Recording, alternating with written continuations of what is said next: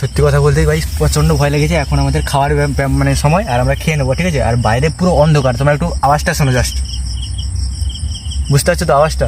মানে কি বলবো, আর বাইরেটা দেখো জাস্ট, ঠিক আছে?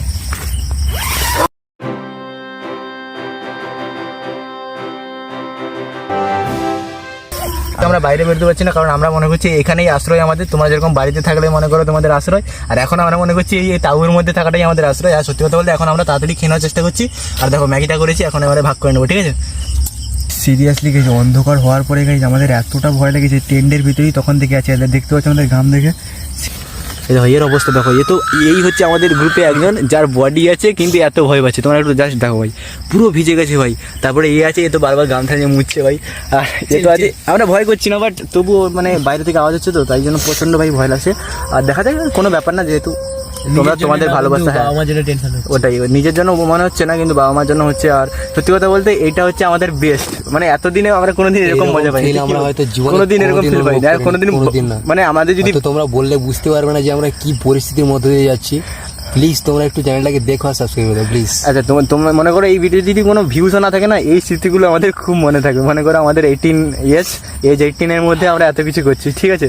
ঘেমে গেছি ভাই, কালকে কথা হবে সকালে। ভাই প্রচণ্ড ভয় লাগছে, এখানে এভাবে ঘুমিয়ে যাই, ঠিক আছে? মজার চেহারা দেখে নিশ্চয়ই বলে দিতে হবে না যে আমরা কতটা ভয়ের মধ্যে আছি। তবে মজার ব্যাপার হচ্ছে আমরা কেউই নিজেরা প্রকাশ করতে চাইছিলাম না যে আমরা খুব ভয় পেয়েছি, তাহলে হয়তো বাকি রাত আমাদের কাটাতে হতো না, আমাদের চ্যালেঞ্জটা এখানেই শেষ হয়ে যেত। এখন আমরা একটা নতুন উপায় বের করলাম, আমরা সবাই মিলে ঠিক করলাম এখন আমরা সবাই মিলে ঘুমিয়ে যাবো, আবার কালকে থেকে সকালে উঠে আবার কন্টিনিউ আমাদের চ্যালেঞ্জটা করবো। জানি না আইডিয়াটা কতটা ভালো কিনা খারাপ, কিন্তু সত্যি কথা বলতে বন্ধুরা আমাদের ঘুম একেবারেই আসছিল না। আমাদের কি তাহলে এখান থেকে চ্যালেঞ্জটা থেকে বেরিয়ে আসা উচিত? আমরা কিছুতেই হাল ছাড়লাম না, আমরা শেষমেশ একটা নতুন বুদ্ধি বের করলাম।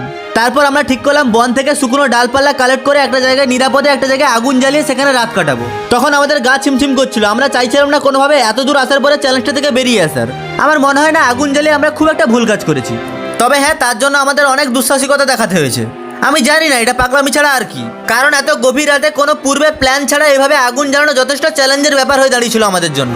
একটা প্রবলেম যাচ্ছে তো আবার একটা প্রবলেম আসছে, আমাদের পেয়ে গেছে এখন খুব খিদে, আর আমাদের কাছে নেই তেমন কোনো পর্যাপ্ত খাবার, কারণ আমাদের ব্যাগে ছিল কয়েকটা বিস্কুটের প্যাকেট, আমরা এগুলো দিয়ে আমাদের ক্ষুধা মেটালাম।